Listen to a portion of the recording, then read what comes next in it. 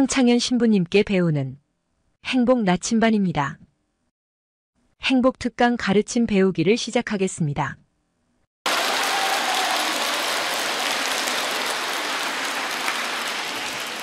시작 기도 바치겠습니다. 성부와 성자와 성령의 이름으로. 이 기도는 동아일보에 어느 95살 되신 분의 회한을 적은 내용입니다. 어느 95세의 어른의 수기.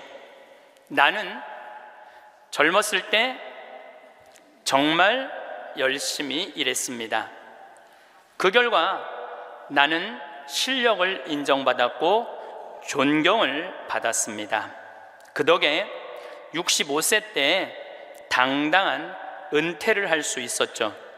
그런 내가 30년 후인 95살 생일 때 얼마나 후회의 눈물을 흘렸는지 모릅니다.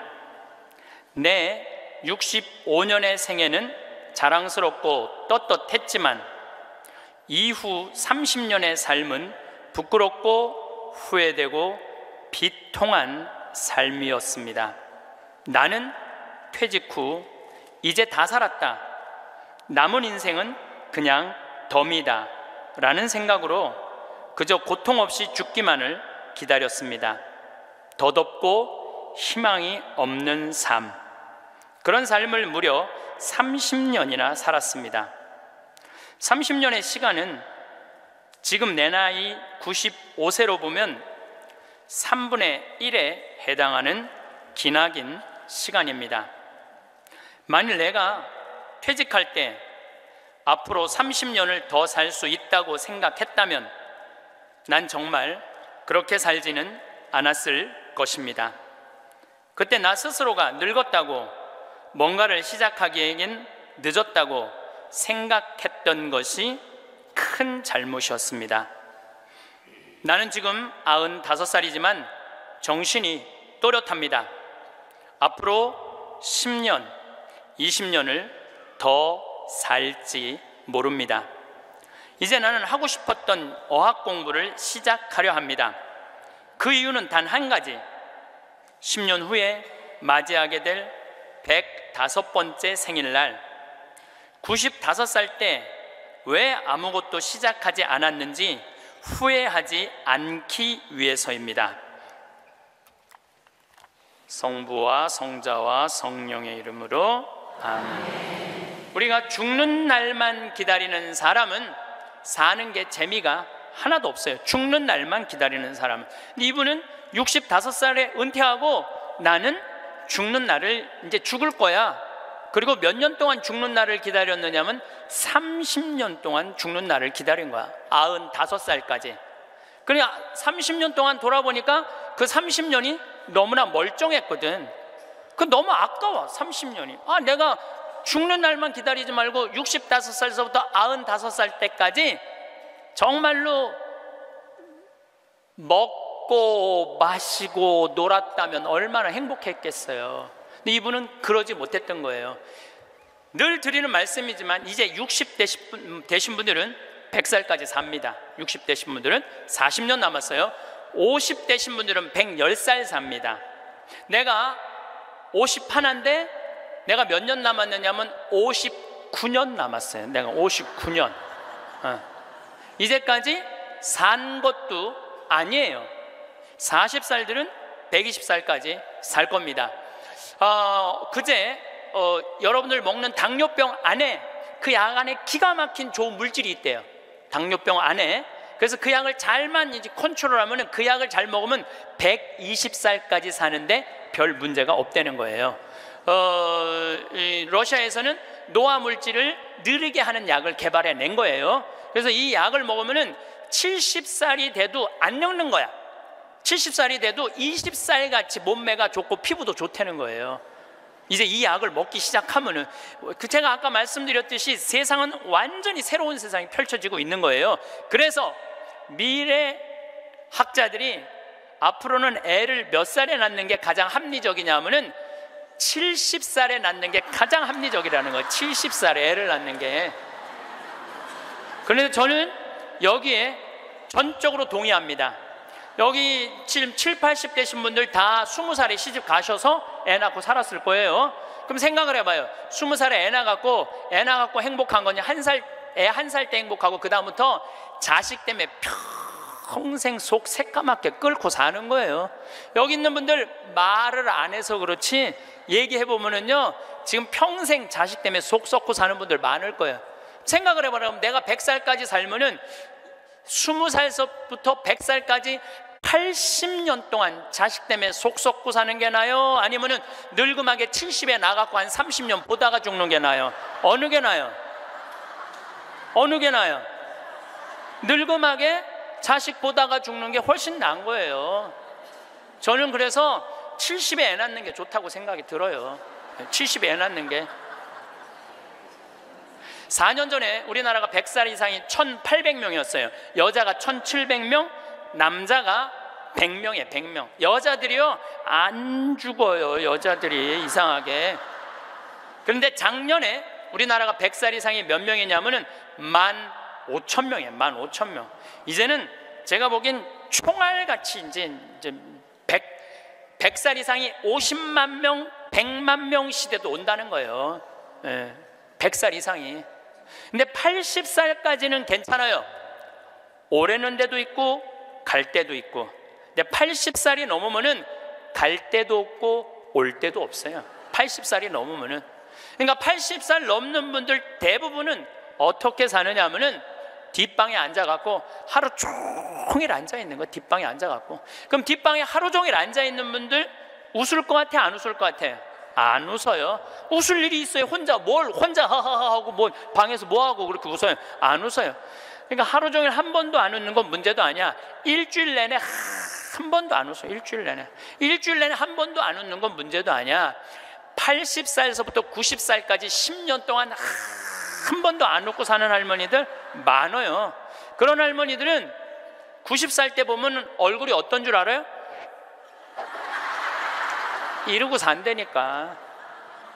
그러면은 80살 넘어서서 웃고 살려면 어떻게 해야 되느냐? 해만 뜨면 집을 나가야 돼요. 해만 뜨면 집을 나가야 돼요. 해만 뜨면 집을 나가서 경복궁을 가든 덕수궁을 가든 창덕궁을 가든 온양온천을 가든 파리를 가든 뉴욕을 가든 어디야 이스라엘을 가든 돌아다녀야 돼. 이렇게 돌아다닐 수 있을 때까지 돌아다니는 할머니들은 죽을 때 어떻게 죽는지 알아요? 지쳐서 죽는다니까. 지쳐서. 95살 때쯤에 나는 힘들어서 도저히 못 살겠다, 나는 이제 죽어야 되겠다 라고 지쳐서 죽는다니까. 죽을 땐 지쳐서 죽어야 돼요. 근데 어떤 분이 자기도 미치냐면 자식도 미치게 하는 분이 어떤 분이냐면은 80살에서부터 90살까지 돈 쓰는 거 무서워갖고 한 번도 바깥에 안 나가는 사람들. 이런 사람들은 10년 동안 안 움직이면요 허벅지에 뼈밖에 없어요. 근육이 하나도 없어요. 이분들은 90살에 할 수 있는 일은 딱 한 가지예요. 누워서 똥오줌 싸는 거예요. 90살에 똥오줌을 싸기 시작하면요 삶의 질은 완전히 바닥으로 떨어지는 거예요. 싸는 본인도 힘들고 치는 자식들도 힘든 거예요. 생각을 해봐요. 여러분들 90살이 싸는 똥이랑 1살이 싸는 똥이 같아? 이건 달라요. 1살이 싸는 똥은 향이라도 나지. 향이라도 나요. 90살이 싸는 똥은 서로 못 견디는 거예요. 여러분들이 자식한테 줄 수 있는 최고의 선물은 뭔 줄 아세요? 내 발로 마지막까지 화장실 가 주는 게 자식한테 줄 수 있는 마지막 선물이에요. 그러려면 어떻게 해야 돼? 나가야 돼. 무조건 돌아다녀야 돼요. 무슨 돈으로? 집 잡혀서 돌아다녀요. 집 잡혀서 돌아다니세요. 자식한테 물려줄 생각하지 말고. 여러분들이 만약에 70살에 다 살았다고 생각하고 자식들한테 재산을 물려주는 순간 여러분들은 자식 잃어버리고 재산 잃어버리고 인생 잃어버리는 거예요.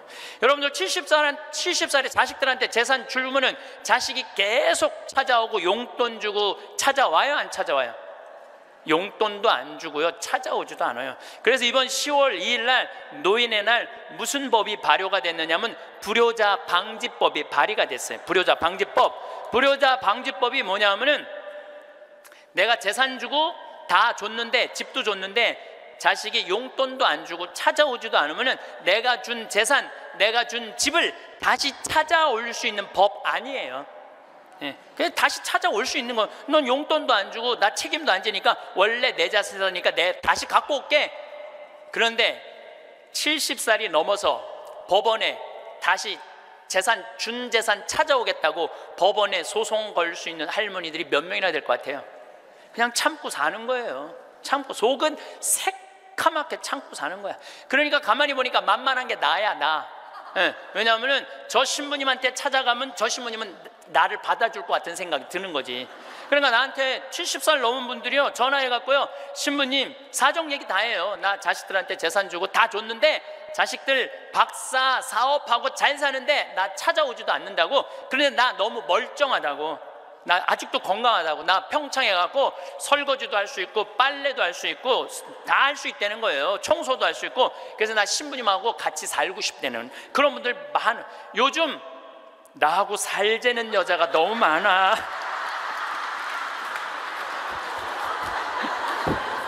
일년에 500명도 더 되는 것 같아. 그래서 제가 그 편지들을요, 지금은 다 모아놔요. 왜 모아놓냐면 그 내용이 기가 막혀요. 내용이, 내가 신부님 자식을 어떻게 키워서 어떻게 성공시키고 어떻게 재산을 물려줬는데 나한테 이럴 수가 있느냐고 그렇게 구구절절 편지 쓰는 분이 많아요. 예, 그런데 그 자식 재산은 찾아올 생각하지 않고 내가 자식보다 낫게 생각이 드는 거지. 나하고 살자고, 나하고 살자고. 내가 직접 받은 전화인데 85살 된 할머니예요. 85살 됐는데 70에 아들이 그러더래요. 어머니, 나 이제 어머니 어차피 모셔야 되고 어머니도 이제 나하고 같이 살아야 되지 않느냐. 그러니까 나 5천만 원 있고 어머니 3억 있는데 그 돈 나한테 주면은 내가 아파트 분양 받아서 어머니 모시고 살겠다고. 자기는 5천만 원 투자하고 엄마는 3억 투자하고 자기가 모시고 살겠다고. 자기가 들어가서 사는 건데 말은 자기가 모시고 산다고. 근데 이 할머니가 이런 생각이 들었대요. 내가 살면 얼마나 사나? 아들이 아파트 얻겠다는데, 그래서 그 3억을 주고 들어가서 살기 시작했대요. 여러분들, 나이를 먹어서 자식이 내 집에 들어와서 사는 거랑 내가 자식 집에 들어가서 사는 거는 하늘과 땅 차이예요. 하늘과 땅 차이예요. 만약에 자식이 들어와서 사는데 마음에 안 들잖아요? 나가라고 그러면 돼. 근데 만약에 내가 자식하고 같이 살겠다고 합쳤는데 자식이 너무 마음에 안 들어, 며느리가 너무 마음에 안 들어. 그리고 대개 80된 분들은 며느리가 몇 살쯤 되냐면 60살쯤 돼요. 이 60살쯤 되는 며느리는 눈에 뵈는 게 없는 사람들이에요. 그럼 누가 나가야 돼? 80살짜리가 들고 나가야 돼요. 80살짜리가 나가야 돼요. 이게 현실이에요, 현실. 제가 며칠 전에도 들은 얘기예요. 6억을 들고 할머니가 아들 집으로 들어갔대요. 아들 집으로 6억을 들고 들어가든 60억을 들고 들어가든 그건 아무 상관이 없어요. 자식 집에 들어가서 사느냐 안 사느냐, 그게 중요한 거예요. 그런데 6억을 들고 들어갔는데 냉장고에 있는 사과도 마음대로 못 먹겠더라는 거예요. 왜냐하면 이거 혹시 며느리가 손자 주려고 갖다 놓은 거 아닌가. 그래서 전화를 했는데요. 얘야, 나 이거 먹어도 되느냐고. 왜 그러고 사느냐 이거예요. 그냥 혼자 편안하게 6억짜리면 3억짜리 아파트 가고 3억은 은행에다 넣어놓고 한 달에 100만 원만 써도 30년을 먹고 살 수 있는데 왜 그렇게 사느냐 이거예요. 그리고 이제 여러분들의 인생의 주인공은 누구냐면 여러분들이에요. 자식이 여러분들 효도할 수 없어요. 이제는 효도는 할 수 없는 세상이에요.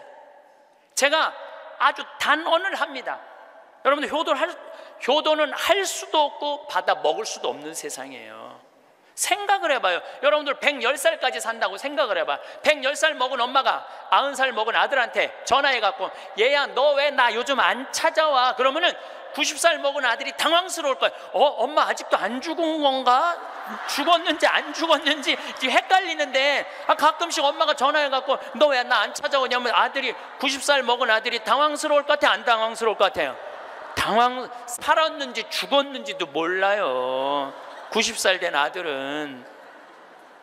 막말로 여기 계신 분들 지금 8, 90 된 어머니 하루에 몇 번 생각해요? 떨어져 살면은 일주일에 한 번도 생각 안 할 때도 많을 거예요. 일주일에 한 번도. 근데 엄마는 오로지 자식만 생각하는 거야. 왜? 자기 인생을 살 줄 몰라서 그러는 거예요. 자아실현이 뭔지 몰라서 그런 거예요. 자아실현. 자기 인생을 산 사람은 자식이 있든 없든, 자식이 찾아오든 안 찾아오든 아무 상관없이 자기 인생을 살아요.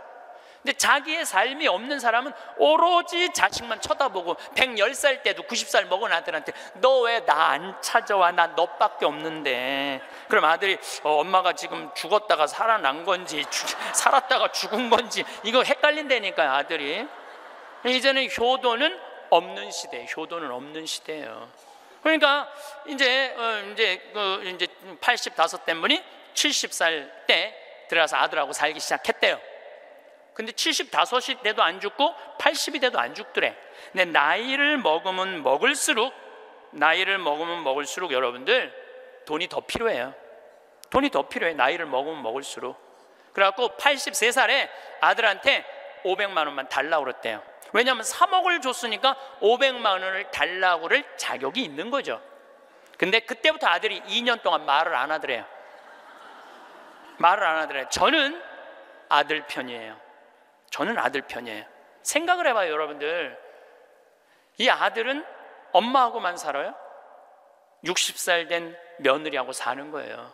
며느리가, 아내가 맨날 뭐라고 그럴 것 같아? 나 저 시어머니하고 사는 거 지겨워. 당신 택해. 엄마야, 나야. 맨날 그래도 모시고 살아야지 어떻게 해? 지금 어머니 어딜 가라고 그런다고 맨날 이렇게 달래는 와중에 그런 상황도 모르고 500만 원 내놓으라 그러니까 이 아들이 엄마 쳐다보기가 싫은 거예요. 2년 동안 말을 안 하더래. 2년 동안. 여러분들 한 집에 사는데 아들이 2년 동안 나 사람 취급 안 하고 말 안 하면 그 집에서 살고 싶겠어요? 살고 싶지 않죠. 그러니까 나이를 먹으면 또 어떤 문제가 있냐면 안 보이죠? 안 들리죠? 기억력 까무락까무락거리죠? 여기 아프죠? 저기 아프죠? 그러면 그 입에서 나 행복하다, 나 기쁘다 이런 말 나올 것 같아요. 아이고 지겨워, 아이고 사는 거 힘들어 죽겠어, 차라리 죽는 게 나, 맨날 이 말 할 것 같아요. 좋은 소리도 여러 번 들으면 짜증나는데 지겹다, 죽겠다, 섭섭하다는 소리 10년 이상 들으면요 정말로 죽고 싶을 만큼 힘든 거예요. 그러니까 2년 동안 말 안 하는 거야. 이 할머니도 그 집에서 사는 게 너무 자존심이 상하는 거야. 그러니까 나한테 전화해갖고 신부님 생태마을 방 하나 달래는 거야. 와서 살겠다는 거야. 나 아직도 건강하다 이거예요. 85살이 그것도 알몸으로 와서 나하고 산다는 거야. 알몸으로. 아니 내가 20살이 나하고 와서 산다고 그래도 살까 말까 고민을 지금 해야 될 판국인데 85이 아들한테 3억 다 주고 나한테 와서 알몸으로 살겠다고. 할머니 우리 생태마을은 피정집입니다. 그래서 할머니 드릴 방이 없습니다. 아니 내가 그 방 많은 거 아는데 왜 방이 그 많은 방이 비느냐 이거예요. 내놓으라는 거예요. 아니, 할머니 죄송하다고 우리는 피정집이라 내년 지금 10월 달까지 지금 실질적으로 거의 예약이 끝났어요. 할머니 드릴 방이 없어 죄송해요. 그러니까 아니 방송 보면 우리 노인들 마음을 가장 잘하는 분이 신부님인데 막상 통화해 보니까 보는 거하고 다르다 이거예요. 방송 보는 거하고. 그래서 이 할머니가 마지막 전화기를 내려놓으면서 나한테 한 방을 먹이더라고. 뭐라고 그러냐면은 전화 막상 해보니까 신부님이나 내 아들이나 다를 바 하나도 없다고, 똑같다고 전화 끊는 거예요. 이 할머니는 정말로 어디다 마음 둘 데가 단 한 군데도 없죠. 만약에 이 할머니가 3억을 그대로 가지고 있었다면 그 서름 안 받았을 거예요. 그 서름 안 받고 그냥 자기 인생 사는 거예요. 아들은 아들 인생 사는 거고. 그럼 서로 섭섭할 것도 없어. 원수 될 것도 없어요. 근데 뭐가 원수가 되는 줄 알아요? 줄 거 다 주고 원수가 된다니까. 줄 거 다 주고 해줄 도리 다 해고도 원수가 된다니까. 그러니까 자식한테 돈을 주는 게 아니에요. 주지 마세요. 이제 뭐하러 주세요 자신을. 울산에서 한 할아버지가 전화를 했어요. 경찰서에. 작년에 신문에서 제가 읽은 내용이에요. 나 경찰한테 이렇게 얘기하는 거, 두유 2개로 10일을 버텼다. 두유 2개로. 난 지금 죽을 것 같다. 나를 좀 살려줘라. 그래서 경찰이 가서 문을 따보니까 할아버지가 뼈밖에 안 남은 거야. 10일 동안 두유 2개로 먹었으니 뭐가 물 10일 먹은 거하고 똑같잖아요. 그래갖고 이 할아버지 뭐 누구 돌볼 사람 없나 했더니 할머니가 1년 전에 돌아가신 거야.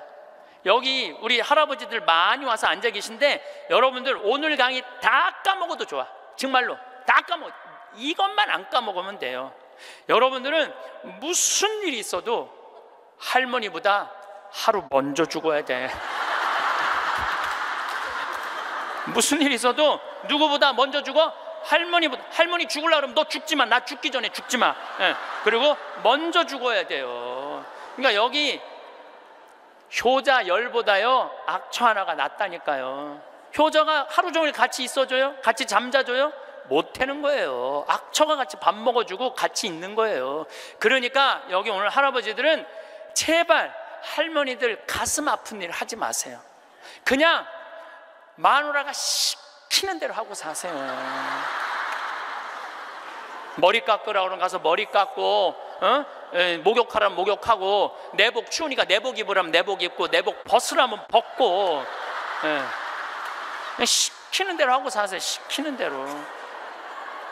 근데 이 할머니가 1년 전에 돌아가신 거예요. 어떤 금술 좋은 할머니하고 할아버지하고 한 집에 살았어요. 근데 그날 오후 따라 할머니하고 할아버지하고 목욕을 깨끗하게 했어, 둘이서. 그리고 저녁을 맛있게 차려 먹었어. 그래서 저녁에 침대에 누웠는데 할머니가 옛날 생각이 나는 거야. 할아버지를 툭툭 치면서 여보 영감, 이렇게 깨끗이 씻고 맛있게 먹고 이렇게 침대에 누우니까 우리 신혼 생각난다. 당신 생각나? 신혼 때 당신 이렇게 냉랭하지 않았어. 당신 신혼 때 잘 때 내 손 꼭 잡아주던 거 생각나 안 나? 딱 그런 거예요. 할아버지 가만히 생각해보니까 손을 잡아줘야 될 것 같은 거야. 그래서 할머니 손을 싹 잡았어요. 그랬더니 할머니가 여보 영감, 당신이 내 손 잡아주니까 너무 행복하다. 근데 당신 생각나? 당신 신혼 때 이렇게 내 손 잡는 걸로 끝내지 않았어. 당신 잘 때마다 꼭 내 볼에 뽀뽀해 주던 거 생각나 안 나? 딱 그런 거예요. 생각해보니까 뽀뽀도 해줘야 될 것 같은 거야. 그래서 할아버지가 할머니 손을 쫙 잡은 상태에서 고개를 돌려서 뽀뽀를 쭉 해줬어요. 근데 할머니가 너무 여보 영감, 당신이 내 볼에 뽀뽀해 주니까 나 새댁된 기분이야. 너무 행복하다. 여보 영감 너무 고마워. 근데 여보 영감, 당신 생각나? 당신 신혼 때 내 볼에 뽀뽀하는 걸로 끝내지 않았어. 당신 그 이로 내기 잘근잘근 애무해 주던 거 생각나 안 나? 딱 그런 거예요. 그랬더니 그때서 할아버지가 얼굴이 울그락불그락 하면서 확 이불을 내던지고 나가버린 거예요. 그래갖고 할머니가 여보 영감 어디가? 문 열고 나가는 할아버지한테. 그랬더니 할아버지가 딱 문지방에 서서 할머니를 딱 째려보고 이렇게 말을 했어요. 기다려, 이빨 갖고 올 테니까. 딱 그랬다는 거 아니에요. 이제 여러분들 노인들은요 부부밖에 없어요. 정말 부부가 귀하게 여겨야 되는 거예요. 그런데 이 할머니가 1년 전에 돌아가신 거예요. 딸은 하나 있는데 교통사고 나고 인사불성이 된 거예요. 딸은 인사불성이 된 거예요. 누구 돌볼 사람 없나 했더니 이 할아버지 3층짜리 빌딩을 갖고 있었던 할아버지야. 3층짜리 빌딩을 갖고 있고 그 옆에 4평을 달아서 거기서 폐지를 모으고 살았던 거예요.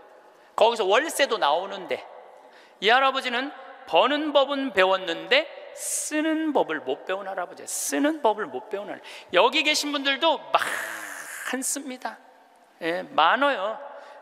정말로 개처럼 벌어서 짐승같이 써야 되는데 개처럼 벌어서 개처럼 쓰는 사람들 많아요. 제대로 돈의 가치답게 쓰지 못한 분들 너무너무 많아요. 많은 경우 여러분들 폐지 줍고 다니는 분들 많죠. 할머니 할아버지 그런 분들 중에 대개 자식들한테 몇 천만 원 몇 억씩 다 주고 자기는 폐지 줍고 다니는 사람들 많아요. 실질적으로. 그러시지 마세요. 내가 행복해야 돼요. 내가 행복한 게 자식 도와주는 거예요. 그래서 제가 여러분들한테 보너스 하나 꼭 하시라고 돈 안 들고도 할 수 있는 보너스. 내년 뭐 나중에 얘기지만은 내년 3월 25일부터 4월 20일 사이에 여기 해화동 서울대학병원에 가세요. 서울대학병원에 가면은 그 꼭대기 층에 식당이 하나 있어요. 그 식당에 가서 비싼 거 시키지 마세요. 쟁반짜장도 팔더라고요. 그럼 3명이 갖고 쟁반짜장 15,000원짜리 시키면은 셋이서 충분히 먹어. 거기서 한 11시 반쯤에 가세요. 괜히 12시 막 그 의사들 막 직원들 올라올 때 그때 가서 먹지 말고 미리 한 11시 반쯤에 가서 거기 가서 쟁반짜장을 드세요.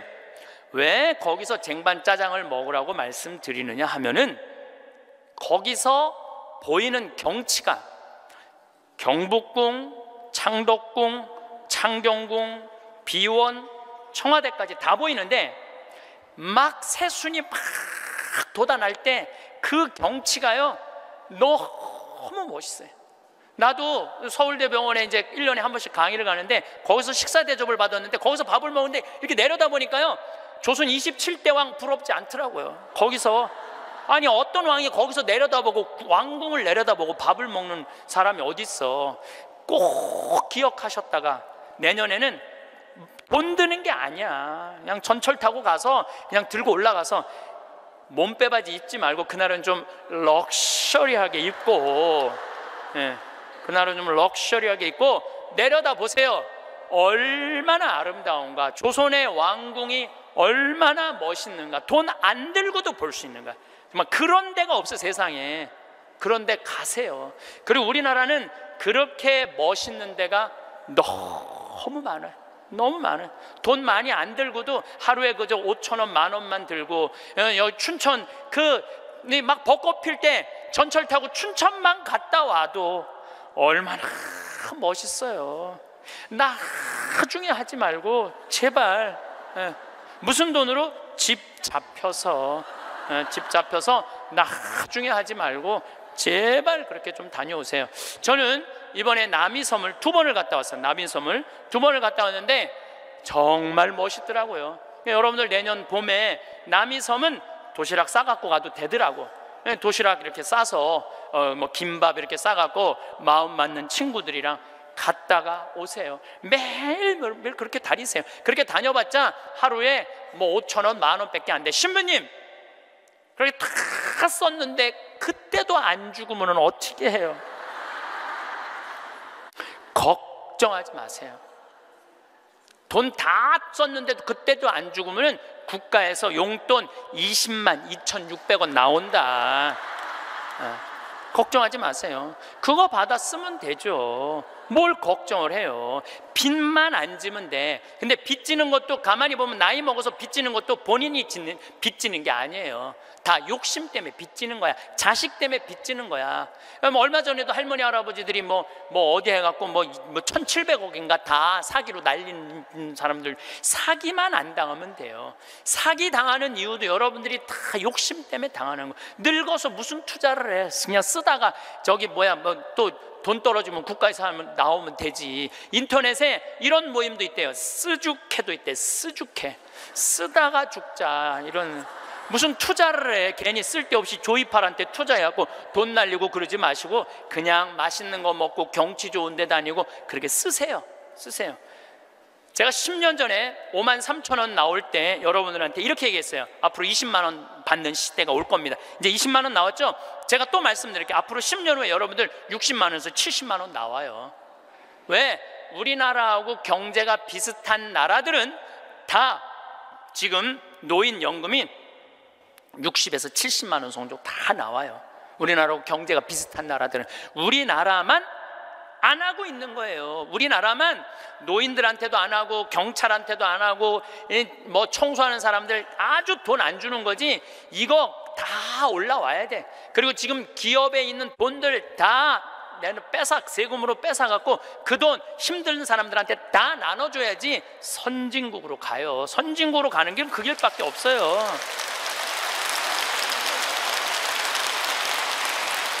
미국은 가보니까 할머니 한 분이 95살 먹은 할머니야. 이번에 LA 갔는데 나한테 용돈을 $1,000를 주더라고요. 정말로 나이 많으신 분이야. 용돈을 $1,000를 100만 원을 주는 거예요. 할머니 무슨 돈이 있어? 우리 돈 많아 그래. 내가 지금 그래서 궁금해갖고 물어봤어. 미국의 할머니들은 한 달에 돈 하나도 없는 분들 연금이 얼마 나오냐면 $800가 나와요. $800면 우리나라 돈으로 85만 원이 나와요. 85만 원. 그런데 85만 원뿐만 아니라 집도 없어 이런 분들은 그러면 아파트 월세까지 다 나와요. 시골은 $200, 도시는 $300 하거든 월세가. 그것까지 다 나오는 거니까 한 달에 100만 원 정도가 나오는 거야. 근데 만약에 이 할머니가 한 달에 100만 원을 줬는데 1년 연말 결산을 해봤는데 100만 원을 다 안 썼어. 50만 원밖에 안 썼어. 그러면은 이 할머니는 돈이 있던가 돈이 필요 없던가 하는 할머니라고. 그 다음에는 연금을 40만 원밖에 안 줘요. 그래서 미국에 다녀보면 할머니들이요 그 돈 쓰려고 얼마나 돌아다니는지 몰라요.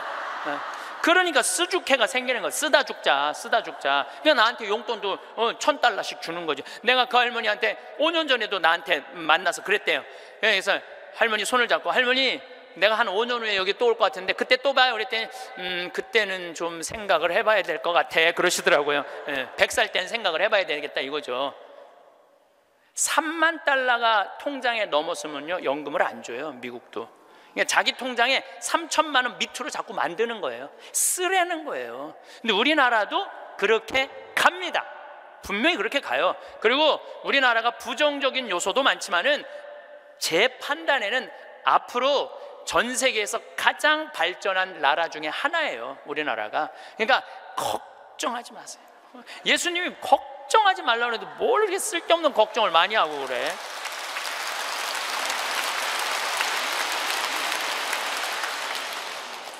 자식한테 재산 물려주지 마시고 여러분들 쓰고 싶은 거 다 쓰세요.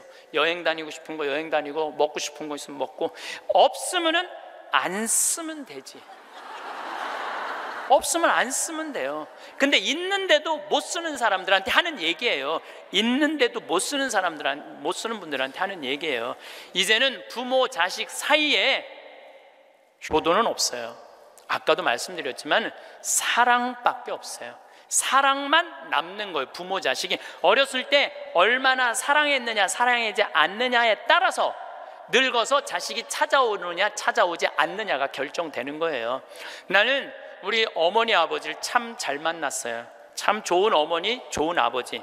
그 중에 어머니보다는 아버지를 잘 만난 것 같아요. 아버지를 뭐 어머니도 좋지만 아버지는 그거보다 훨씬 좋아요. 훨씬.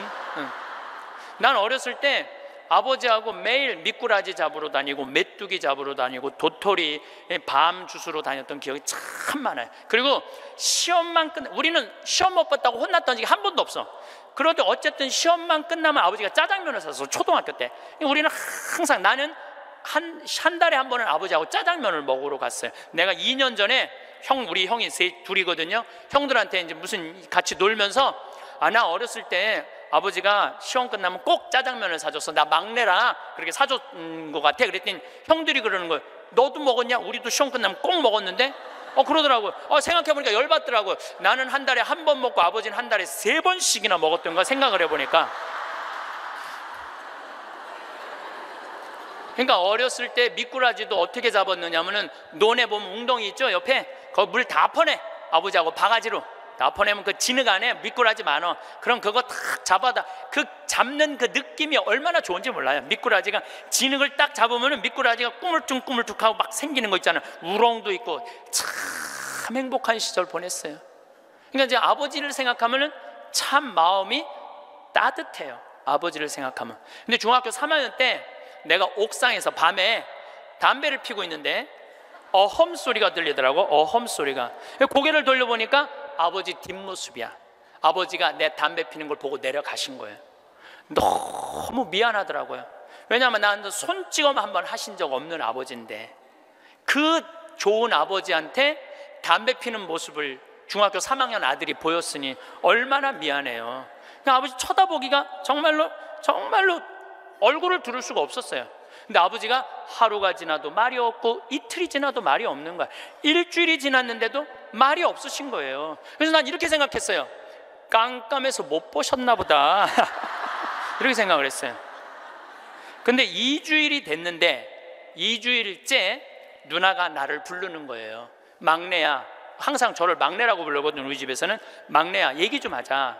그래, 얘기해. 그랬더니 너 담배 피니? 그러더라고요. 나 담배 펴. 왜냐하면 그때 제가 중학교 2학년, 3학년, 고등학교 1학년 거의 3년을 학교를 거의 안 다녔거든요. 뭐 여러 가지 뭐 몸이 안 좋아갖고 뭐 학교 안 다니니까 할 일이 뭐가 있어. 맨날 그냥 담배나 피고 앉아 있는 거죠. 학교 다니면 담배 필 시간 없지만 학교 안 다니니까 담배 필 시간이 얼마나 많아요. 맨날 담배나 피고 있는데 너 담배 피니? 그래서 나 담배 펴. 그랬더니 아버지가 나한테 얘기하더라. 너 건강도 안 좋은데 담배 끊었으면 좋겠다고. 그러니까 우리 아버지는 아들한테 이 얘기를 하고 싶은데 직접적으로 말하면은 서로 간에 충격이 있을 것 같은 생각을 하신 거예요. 그러니까 내하고 제일 친한 누나한테 얘기를 한 거죠. 그래서 아주 정중한 나한테 부탁을 해 오신 거죠. 그때 내가 받은 아버지에 대한 감동은요, 이거는 지금도 나는 아버지가 세상에서 제일 커요. 아버지가 세상에서 제일 큰 분이에요, 내 인생에 있어서. 그러니까 지금도 한 달에 한 번 아버지를 안 보면은 내가 못 견뎌요. 보고 싶어. 막 보고 싶어요. 그래서 나는 요즘은 뭐 11월, 12월 내 시간이 하나도 없어요. 아버지 만나러 갈 시간이 없어. 그래도 내일은 내가 수원에 강의가 있거든요. 우리 집이 수원이니까 내가 아침에 나오면서 전화했어요. 아버지 같이 밥 먹자고. 그러니까 아버지하고 밥을 먹고 아버지를 쳐다보고 있으면 내가 행복해. 우리 아버지는 나이가 85살이에요 나는 해가 가면 갈수록 아버지가 더 좋아요. 해가 가면 갈수록. 나 시간 남은 수원 가서 여자 안 만나요. 아버지 만나지. 근데 아버지가 지난 10월 달에 우리 생태마을에 오셔서 산에 가셔서 산삼을 2뿌리를 캐갖고 오셨어요. 아들 준다고, 나 준다고 2뿌리를 캐갖고 오셨어요. 그런데 그런 거조차도 나는 오랫동안 기억에 남을 거예요. 우리 아버지는 지금 산에 가갖고 바위 틈에 그 꽃을 산삼 그거를 잎을 보셔갖고 그걸 캐갖고 이 손마디보다 약간 두꺼운 걸 2개를 캐갖고 오셨는데, 지금도 나는 아버지가 90살이 되든 95살이 되든 100살이 되든 아버지를 보고 싶은 마음은 변함이 없을 거라고 생각을 해요. 아버지를 보고 싶은 마음은. 왜냐하면 너무너무 사랑하니까. 앞으로는 여러분들 앞으로 펼쳐질 세상에 여러분들 자식한테 효도해라, 나 찾아와라 이런다고 자식이 찾아올 것 같아. 지금 부모 안 찾아가는 자식이 650만 명 중에 125만 명이 부모 안 찾아가요. 추억이 있어야지. 먹고 마시고 놀았던 기억이 있어야지. 늙은 아버지하고 먹고 마시고 노는 거예요. 성서 잘 묵상해 보세요. 내가 이거 첫째 시간, 이게 6강인데 첫째 시간에 먹고 마시고 노는 일이 얼마나 중요한지 아주 잘 설명을 해놨어요. 여러분들 그걸 한번 보세요. 예수님이야말로 우리를 진정으로 사랑하는 우리 진정한 왕이야. 정말 왕이 백성이랑 먹고 마시고 놀잖아요. 그럼 백성의 속마음을 다 알아요. 백성을 위로할 수 있는 거예요. 그러니까 우리의 왕이야말로, 요즘 대림절 지내시죠? 우리의 왕이야말로 진정한 왕이에요. 우리랑 먹고 마시고 노니까. 왕이 나하고 먹고 마시고 놀면 여러분 가슴 설레지 않아요? 우리나라 지금 대통령이 백성들하고 여러분들하고 매일 먹고 마시고 놀면서 여러분들 속사정 이해해 준다 그러면은 그 대통령한테 목숨 바칠 것 같아, 안 바칠 것 같아? 대통령이 나하고 지금 청와대에서 와갖고 여러분들하고 여기 명동에서 같이 매일 먹고 마시고 놀면 목숨 바칠 것 같아, 안 바칠 것 같아요? 바치죠? 예수님한테 왜 목숨을, 여러분 예수님한테 목숨 바치는 분들이죠?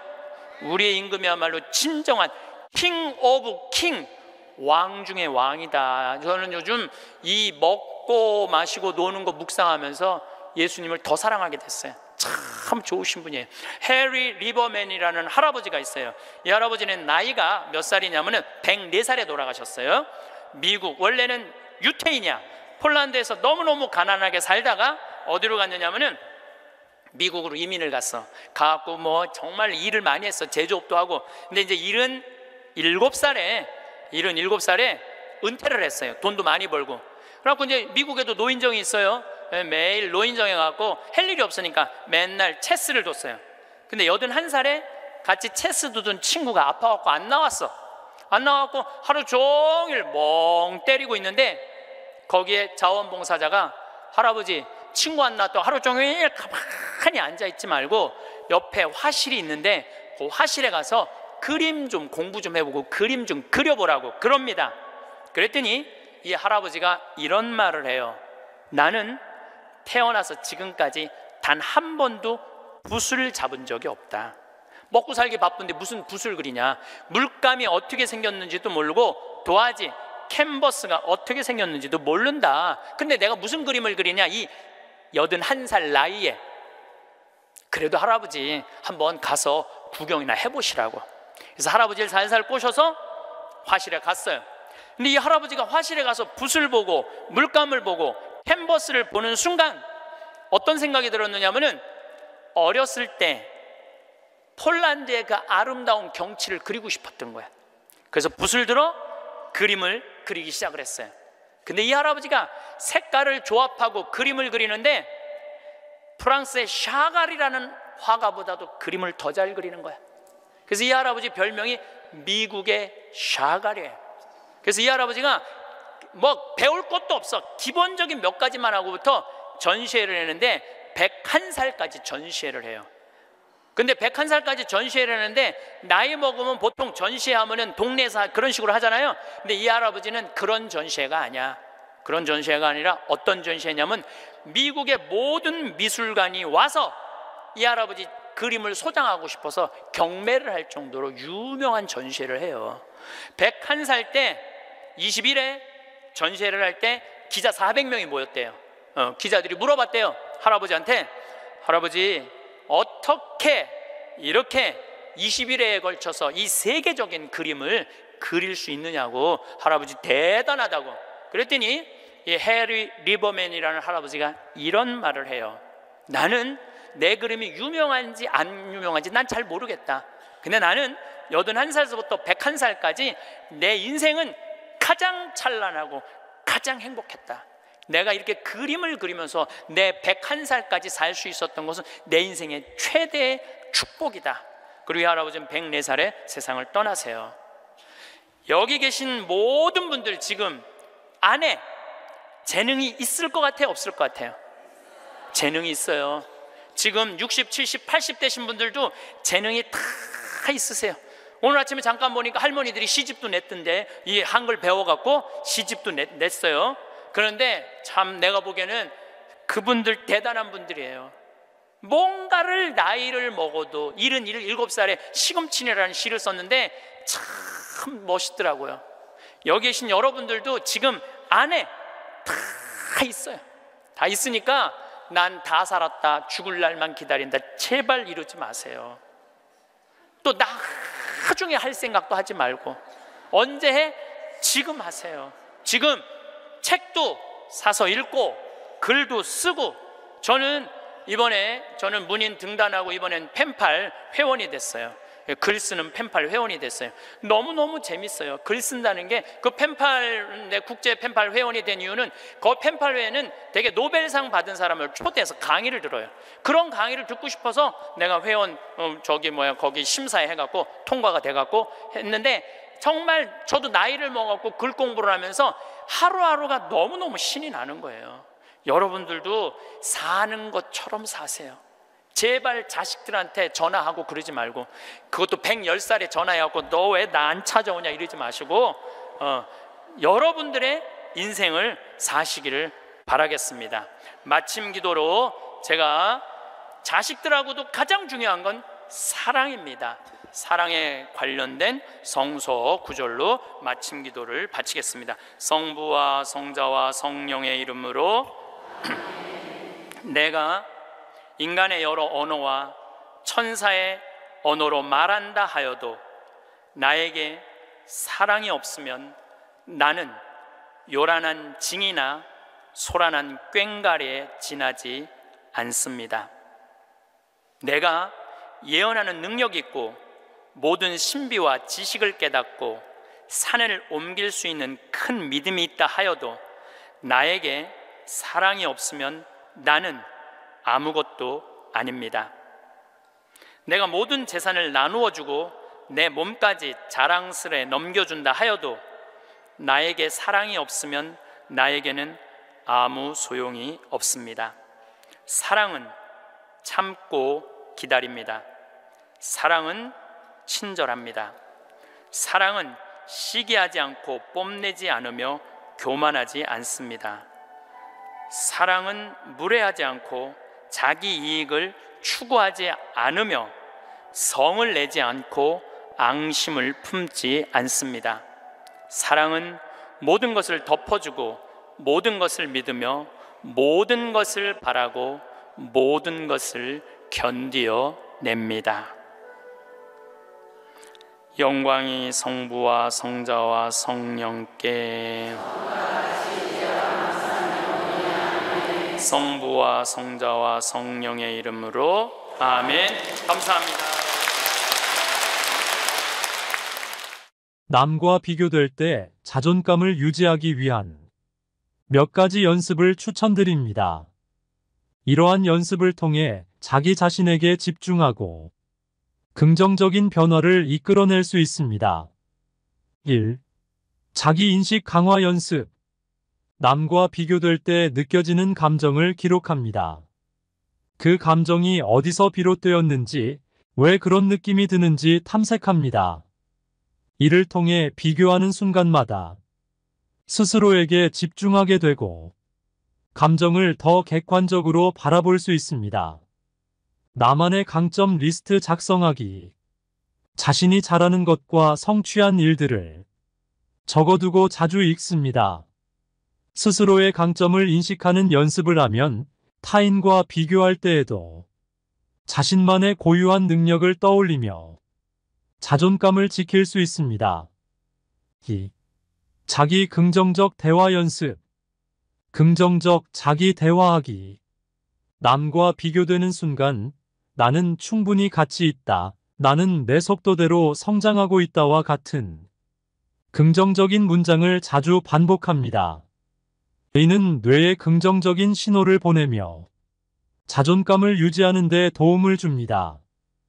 비교를 멈추고 축하하기. 타인의 성취를 보고 스스로를 비교하는 대신 그들의 성취를 축하하고 동시에 자신의 성취도 인정하는 연습을 합니다. 이는 비교로 인한 스트레스를 줄여줍니다. 3. 자기 돌봄 실천. 자신을 돌보는 시간 만들기. 규칙적인 운동, 명상, 충분한 휴식 등 자신을 위한 시간을 확보하고 돌보는 습관을 길러보세요. 이는 자신을 소중히 여기는 마음을 키워 자존감을 유지하는 데 도움을 줍니다. 감사일기 쓰기. 매일 자신이 감사하게 느끼는 것들을 적어보세요. 감사한 일들을 기록하는 것은 스스로의 삶에 대한 긍정적인 인식을 강화하고 남과 비교할 때 느끼는 부정적인 감정을 완화해 줍니다. 4. 타인의 시선을 의식하지 않는 연습. 내면의 기준 세우기. 성공이나 행복에 대한 기준을 타인에게서 찾는 대신 자신만의 기준을 세웁니다. 내가 원하는 삶은 무엇일까? 나는 무엇을 소중히 여기는가? 와 같은 질문을 통해 자신만의 가치관과 목표에 집중합니다. 사회적 미디어 제한하기.